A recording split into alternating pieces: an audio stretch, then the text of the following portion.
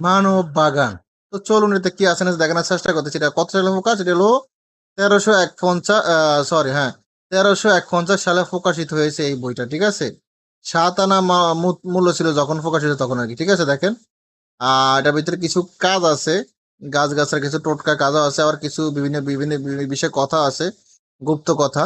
তো আমি ওগুলো বিষয়ে চাইলাম না, আমি শুধু কাজগুলো দেখানোর চেষ্টা করছি। দেখেন, আগুনে পোড়া, বাত ব্যথা, ধাতু দুর্বলতা, খোসা পড়া, রক্তামশা, চক্ষু রোগ, জিহ্বা, কাশি, কর্ণরোগ, কৃমিরোগ। তারপর আসেন শিরফিরা, পোড়া, প্লীহা, দন্তরোগ, জ্বর। তো এটা কি?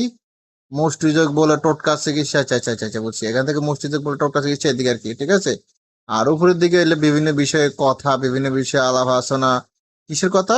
শোনেন, এই যে এখানে লেখা আছে মানব বাগান ও মানব বাগান বা বিবাহের গুপ্ত কথা। হ্যাঁ, মানে বিভিন্ন বিষয়ের কিভাবে চলতে হবে, কিভাবে বিয়ে করতে হবে, কিভাবে সন্তান প্রসব করতে হবে, এইসব বিষয়ের কি জীবনে মনে হয় আমার যত সম্ভব এটাই মনে হবে।